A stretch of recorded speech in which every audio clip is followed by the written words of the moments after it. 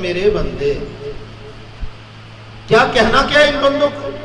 رحمت دو عالم صلی اللہ علیہ وسلم نے فرمایا کہ اللہ کہہ رہے ہیں یا عبادی، اے میرے بندو، اسرفوا علی انفسہم، چلو مانا کہ تو نے اپنے آپ پہ ظلم کیا ہے، مانا تو نے اپنے آپ سے زیادتی کی ہے۔ اب کتنا خوبصورت اسلوب ہے۔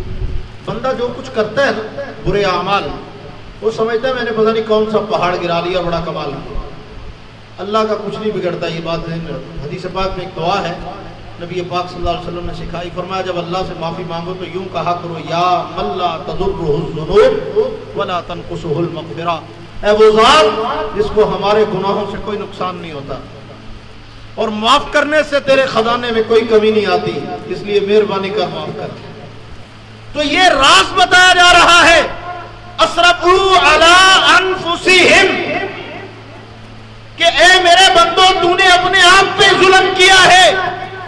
اگر بدعمالی کی تو اللہ کا کچھ نہیں بگاڑا، سجدے میں کوتاہی کی تو اللہ کا کچھ نہیں بگاڑا، اگر نماز کے لیے مسجد میں نہیں آئے تو اللہ کا کچھ نہیں بگاڑا، اگر روزے نہیں رکھے تو اللہ کا کوئی نقصان نہیں کیا، اگر تو نے مالیت اور استطاعت ہونے کے باوجود حج نہیں کیا، زکوٰۃ ادا نہیں کی، اللہ کا کچھ نہیں بگاڑا، اگر تو نے نیک اعمال نہیں کیے تو اللہ کا کچھ نہیں بگاڑا، اگر تو نے کسی کا حق مارا، کسی سے چھین کے کھایا، ناپ تول میں کمی کی، ملاوٹ کی، جھوٹ بولا، غلط کام کیے، گناہگاری اور بدکاری میں مبتلا رہا، تو تیرے ان کاموں سے رب کا کچھ نہیں بگڑتا۔ مطلب یہ سمجھے کہ میں نے یہ کام کیا، اللہ کا نقصان تو ہو ہی جائے گا، میں اگر 3-4 نمازیں نہیں پڑھوں گا تو کبھی گھاٹا پڑ جائے گا، اللہ کو کوئی گھاٹا نہیں پڑتا۔ تیرے مسجد میں آنے سے اللہ کو فائدہ کوئی نہیں، تیرے نہ آنے سے اللہ کو نقصان کوئی نہیں۔ تو اللہ فرماتے ہیں میرا کیا بگاڑا؟ اگر تو نے نئی نماز پڑھی تو نامہ اعمال کالا کیا تو اپنا کیا، اگر تو نے گناہ کیے تو جہنم کا راستہ اپنے لیے سیدھا کیا تو اپنے لیے کیا، میرا کیا بگڑا؟ اللہ کی ذات کو تمہارا کیا نقصان؟ فرمایا اسرفوا علی انفسہم، کمال ہے، نقصان بھی ہم اپنا کر رہے ہیں اور فکر بھی ہمیں نہیں ہے، فکر اس ذات کو ہے، وہ ہمیں توجہ دلا رہی ہے۔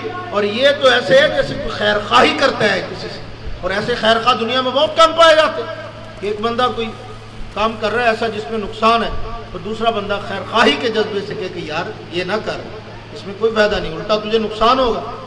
تو کئی ایسے بیوقوف بھی ہوتے ہیں، ان کو اچھائی سے روکا جائے، برائی سے روکا جائے، اچھائی کی طرف بلایا جائے، وہ آگے اسی کے گلے پڑ جاتے ہیں، اسی کو برا بھلا کہتے ہیں۔ شیخ چلی والا ماحول ہوتا ہے ان کا۔ وہ شیخ چلی کا وہ مشہور ہے نا لطیفہ کہ وہ ایک شاخ پہ بیٹھا ہوا تھا اور اسی کو آری سے کاٹ رہا تھا، اسی شاخ جس پہ بیٹھا ہوا تھا۔ اب ایک عقل مند آدمی گزرا، اس نے دیکھا کہ اپنا نقصان کر رہا ہے تو اس نے خیر خواہی کی، یار کیا کر رہا ہے، اس شاخ پہ بیٹھا ہوا اسے کاٹ رہا ہے، یہ جب کٹ جائے گی تو یہ شاخ زمین پہ اور تو بھی زمین پہ۔ تو آگے سے اس کو کہتے تیرا دماغ ٹھیک ہے، میرے جیسے سمجھدار آدمی کو تو مشورہ دے رہا ہے، میرے جیسے عقل مند آدمی کو تو مشورہ دے رہا ہے، اور تجھے اتنا نہیں پتا میں نے سمجھداری میں PhD کی ہوئی ہے۔ تو اب اس نے کہا ٹھیک ہے عیش کر۔ اب کیا ہوا، اب وہ آدمی مشورہ دے کے آگے چلا اور یہ آری چلا رہا ہے، تھوڑی دیر بعد وہ شاخ ٹوٹی اور حضرت صاحب زمین پہ، اب پیچھے بھاگا ہوا جا رہا ہے اور جا کہتا ہے یار تسی تو کو پہنچی ہوئی سرکار، اللہ دے بڑے ولی لگ دے ہو، بیعت ہی کر لو، میں نے مرید ہی بنا لو اپنا۔ اس میں پیری مریدی والی کون، ایک سیدھی سی بات تھی نظر آ رہی، تجھے بتایا تجھے سمجھ نہیں آئی۔ اللہ رب العزت شان والے آپ کو آپ کا نقصان بتا رہے ہیں، آپ کو آپ کا نفع بتا رہے ہیں، آپ کو خیر کا راستہ واضح کر کے بتا رہے ہیں، آپ کو جہنم سے بچنے کے اشتہار دے رہے ہیں، آپ کے لیے آسانی کی راہیں بتا رہے ہیں، اور ہم نے اپنے آپ کو اتنا عقل مند سمجھتے ہیں کہ اللہ کی نہیں مانتے، اپنے دل کی مانتے ہیں، اپنی مرضی کرتے ہیں، اور پھر جب نتیجہ ہے تو بھگتنے کے لیے تیار رہنا چاہیے۔ یہ تو نہیں نا کہ ایک آدمی کھائے زہر اور سمجھے کہ میں کشتہ کھا رہا ہوں، زہر کھائے گا تو مرے گا نا، نقصان کرے گا، نافرمانی کرے گا، گناہوں کے راستے میں چلے گا تو بربادی ہوگی۔ اللہ فرما رہے ہیں یا عبادی الذین اسرفوا علی انفسہم، اے میرے بندو تو نے اپنی ذات پہ ظلم کیا، اپنے آپ پہ ظلم کیا، لا تقنطوا من رحمت اللہ، کتنا خوبصورت پیکج دیا ہے۔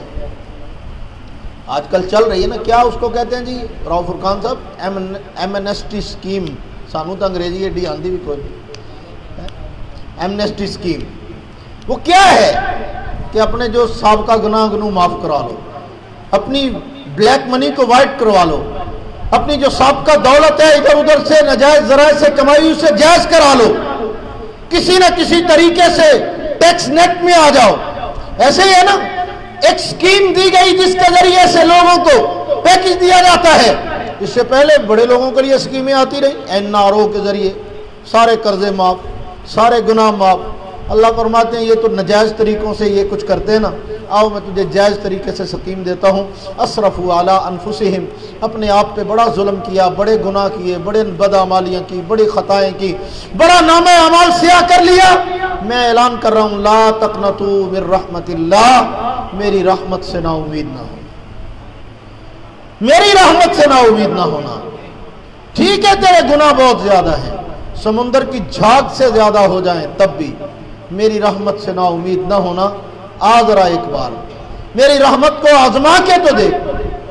اب یہ کون کہہ رہا ہے؟ اللہ فرما رہے ہیں۔ اور حضرت فقیہ النفس حضرت مولانا رشید احمد صاحب گنگوہی رحمۃ اللہ علیہ فرماتے ہیں کہ قیامت کے دن جب اللہ کا آفتاب رحمت طلوع ہوگا تو ایک بار تو ابلیس جیسوں کو بھی امید ہو جائے گی کہ ایڈے ایڈے پاپی بخشے گئے نے، مطلب میرا دعا بھی لگے جائے، اس کو بھی ایک بار امید ہو جائے گی کہ شاید مجھے بھی بخش دیا جائے، کیونکہ اللہ جب اپنے رحمت کے مظاہرے پہ آئیں گے تو بڑا کمال رحمت کا اعلان کیا جائے گا اور بڑے بڑے گناہگار معاف کر دیے جائیں گے۔ میرے دوستو، اللہ کی رحمت واقعی بڑی وسیع و عریض ہے۔ اور حضرت مولانا ڈاکٹر عبدالحی صاحب عارفی رحمۃ اللہ علیہ ایک مثال دیا کرتے تھے بڑی خوبصورت، فرمایا کرتے تھے کہ اللہ خالق ہے۔ اللہ کیا ہے؟ اونچی آواز سے بولو، اللہ خالق ہے، اور باقی ساری کائنات اللہ کی کیا ہے بھائی؟ مخلوق ہے۔ تو حضرت ڈاکٹر صاحب ایک مثال دیا کرتے تھے، فرماتے کہ دیکھو یہ اللہ کی جو مخلوق ہے، آپ بھی مخلوق ہیں، میں بھی مخلوق ہوں، جنات بھی مخلوق ہیں، درخت بھی مخلوق ہیں، دریا بھی مخلوق ہیں، سمندر بھی مخلوق ہیں، آسمان بھی، زمین بھی، سورج بھی، ستارے بھی، ساری کائنات جو ہے یہ کیا ہے بھائی؟ مخلوق ہے۔ تو فرمایا کہ سمندر بھی اللہ کی، ادھر میری الویکھو یار، سمندر کیا ہے بھائی؟ اللہ کی، بولو تاڑا میں کو قرضہ دینا تجھے بول دے نہیں یار، چپ کر کے بیٹھے، اونچی بولو۔ سمندر کیا ہے؟ اللہ کی مخلوق ہے۔ تو حضرت مثال دے کے سمجھایا کرتے تھے کہ ہم پیشاب کرتے ہیں، پخانہ کرتے ہیں، غلاظت بکھیرتے ہیں، سارا پانی جمع ہو کے گٹروں میں، گٹروں سے نالیوں میں، نالیوں سے بڑے کھالے میں، بڑے کھالے سے اگلے نال میں، اس سے ہوتا ہوا جناب نہر میں، نہر سے دریا میں، دریا سے جا کے سمندر میں۔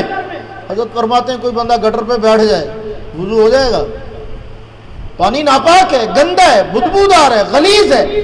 فرمایا یہی پانی جو یہاں گندا ہے جب پہنچ گیا سمندر میں، کہاں پہنچا؟ سمندر میں۔ اب کوئی آدمی سمندر کے پانی سے وضو کرے تو پاک ہوگا کہ ناپاک ہوگا؟ پاک ہو جائے گا۔ سمندر کے پانی سے غسل کرے تو پاک ہو جائے گا۔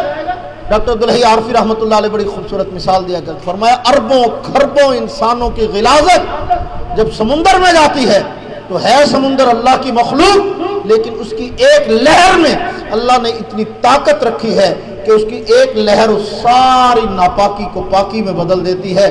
فرمایا ذرا سوچو، جس ذات کی مخلوق کی ایک لہر میں اتنی طاقت ہے، اس خالق کے اندر کتنی طاقت ہوگی جس کی مخلوق کی ایک لہر، سمندر کی ایک لہر تمہاری ساری غلاظت اور ناپاکی کو پاکی میں بدلنے کی طاقت رکھتی ہے، تو کیا اس خالق کی نظر رحمت آپ کے گناہوں کو نیکیوں میں بدلنے کی طاقت نہیں رکھتی؟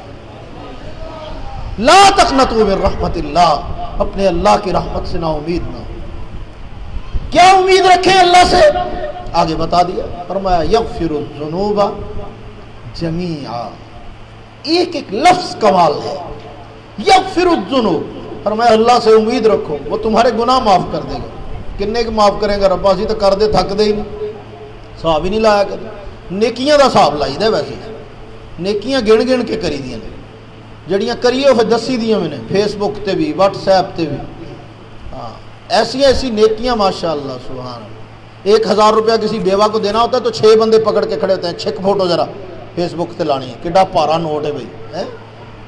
اب یہ ایک تھیلا آٹے کا 10 کلو کا 20 کلو کا دینا ہے کسی غریب کو، تو اب جناب 8 بندے کھڑے ہو کے تصویر کھنچوا رہے ہیں اس تھیلے کے ساتھ کہ کہیں یہ نیکی ضائع نہ ہو جائے۔ فیس بک پہ نہ چڑھی تو پھر پتہ نہیں اس کا ثواب ملے گا کہ نہیں ملے گا۔ ہماری حالت تو یہ ہو گئی ہے، ہم نے گناہوں کا کبھی حساب کیا نہیں، ٹھوک کے حساب سے کرتے، گنے ہی نہیں کبھی، دھڑا دھڑ گناہ کر رہے ہیں، اور نیکیاں گن گن کے، تسبیح ہاتھ میں پکڑی ہوتی ہے حضرت صاحب نے، گنتی گن رہے ہوتے ہیں، حالانکہ نیکیوں کا بھی بھلا کوئی حساب ہوتا ہے۔ تسبیح پکڑنے سے منع نہیں کر رہا، علماء نے کہا تسبیح مذاکرہ ہے۔ کیا ہے؟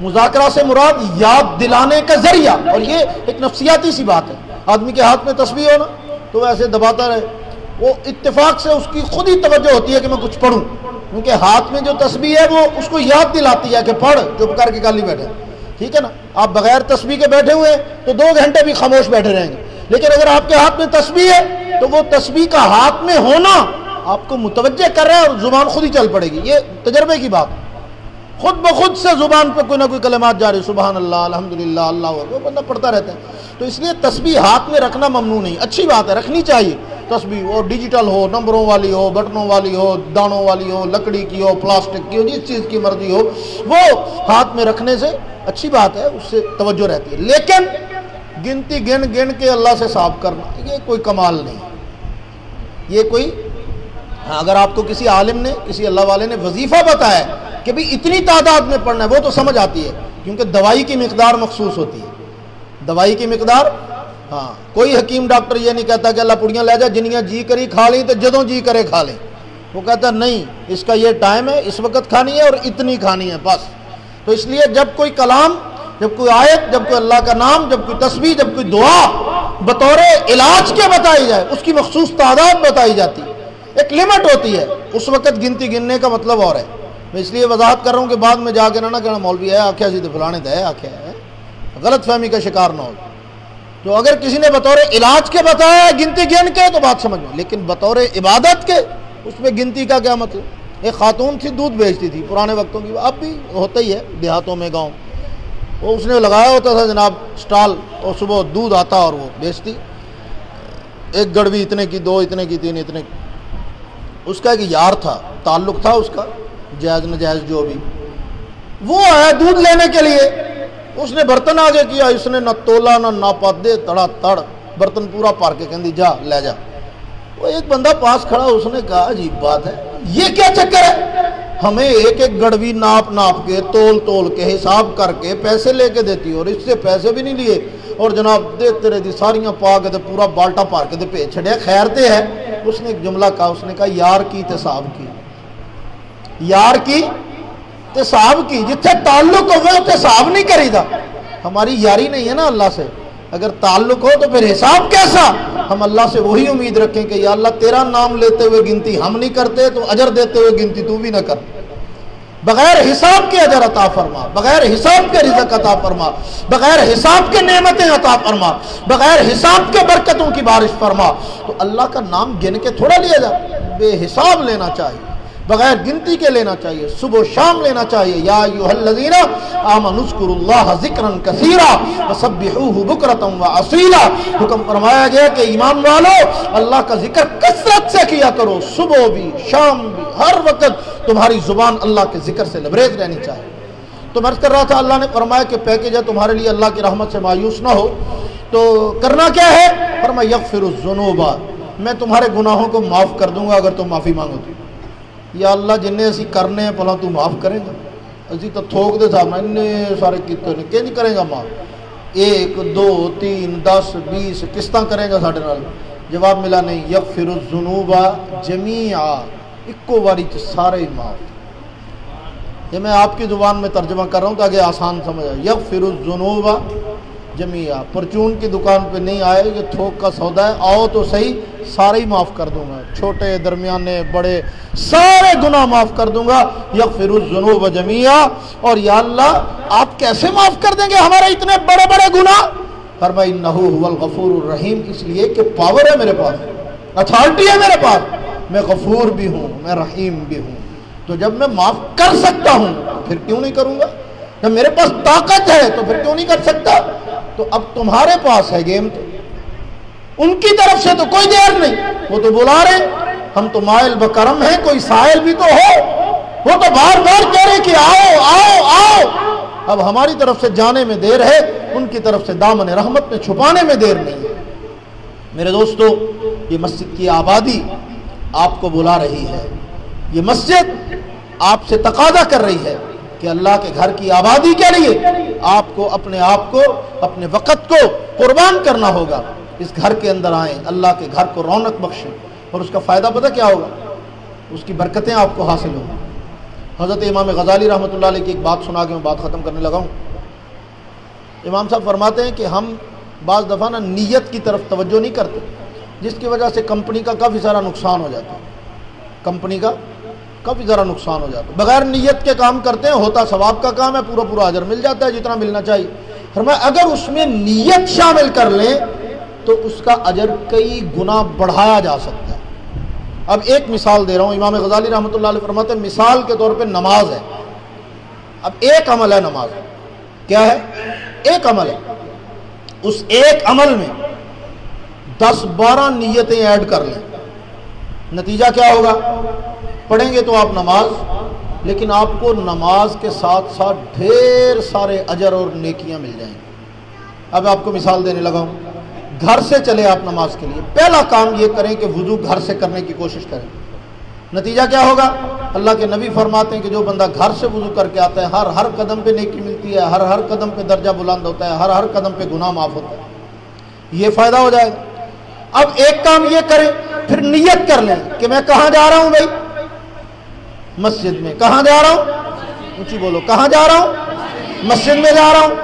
مسجد کیا ہے؟ اللہ کا گھر ہے، اور میں جہاں کہاں سے رہا ہوں، یہ کس کا گھر ہے؟ یہ میرا گھر ہے۔ میں اپنے گھر سے اللہ کے گھر جا رہا ہوں، اپنا گھر خالی کر کے اللہ کا گھر آباد کر رہا ہوں۔ اب نیت کر لے کہ میں اللہ کے گھر کی آبادی کے لیے جا رہا ہوں، تاکہ رونق لگی نظر آئے، سونا لگے، آباد لگے۔ اب یہ نیت کر کے جب آپ آئیں گے، نتیجہ کیا نکلے گا؟ آپ نے اللہ کے گھر کو آباد کیا، اللہ اس کے بدلے میں آپ کے گھر کو آباد فرماتا ہے۔ ٹھیک ہے نا؟ تو اب گھر سے نکلتے وقت نماز کی نیت تو بہت آخر میں کرنی ہے۔ پہلی نیت یہ کرو کہ میں اللہ کے گھر کی رونق بنانے کے لیے جا رہا ہوں، آبادی کے لیے جا رہا ہوں۔ دوسرے نمبر پہ یہ نیت کرو کہ راستے میں اگر مجھے کوئی چیز تکلیف دہ مل گئی، کوئی کانٹا، کوئی روڑا، کوئی ایسی، میں اس کو راستے سے ہٹا دوں گا تاکہ لوگوں کو تکلیف۔ اب جا تو آپ نماز کے لیے رہے، یہ نیت کر لی، ایک فائدہ اور ہو جائے۔ تیسرے نمبر پہ نیت کر لیں کہ مسجد میں جاؤں گا، مولوی صاحب ہوں گے، عالم کی زیارت کرنا ثواب کا کام ہے، ان سے ملاقات کروں گا، مصافحہ کروں گا، زیارت کروں گا، اس پہ بھی اجر ملے گا، ایک اور نیت ہوگی۔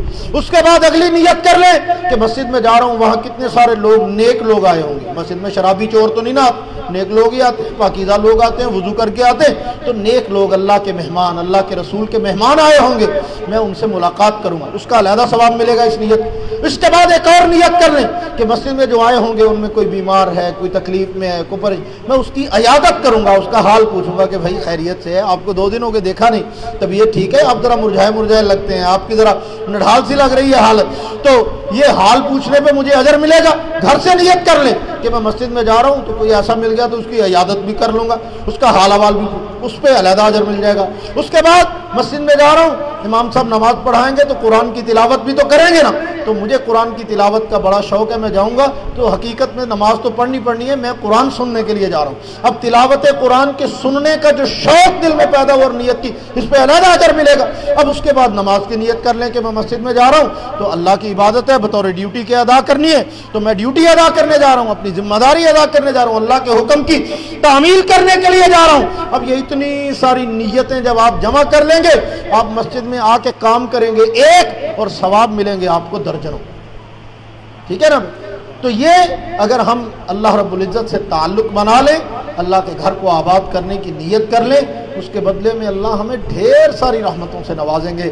تو میرے دوستو، آج یہ عہد کر کے جائیں کہ خود بھی آیا کریں گے مسجد میں، اپنے احباب کو، اپنے ساتھیوں کو، اپنے دوستوں کو مسجد میں لائیں گے، اور آپ کو پتہ ہے اس کا اجر کتنا ہے؟ ایک بندہ آپ کے کہنے پہ مسجد میں آنے والا بن گیا نا، نمازی بن گیا، تو آپ کی آخرت آسان ہو جائے گی، آپ کی قبر میں روشنی کا سامان ہو جائے گا، آپ کے حشر کے میدان میں آسانیوں کا سامان ہو جائے گا۔ اور دوسری بات بھی سن لیں، کیونکہ نئی مسجد ہے نا، تو یہ بات زیادہ ضروری ہے۔ کئی ہمارے ہوتے ہیں ماشاءاللہ، اللہ دے فضل و کرم نال گھروں ریٹائر، انہاں دا کام مسیطے لیانا گھٹ ہوندا ہے تے مسیطوں بندے بھجانا زیادہ ہوندا ہے۔ آپ کو نہیں کہہ رہا، میں جنرل بات کر رہا ہوں، ہر جگہ چلتا ہے یہ، 2-4 ریٹائر مستری بیٹھے ہوتے ہیں مسجد میں اسی کام کے لیے، وہ تینوں سمجھ نہیں آتی مسیطیں کہ اب وہ جناب 2-4 دبکے لگائیں گے، وہ آگے سے ہاتھ جوڑ کے کہے گا غلطی ہوگی جی، اگے تو نہیں آندہ مسیطیں ہے۔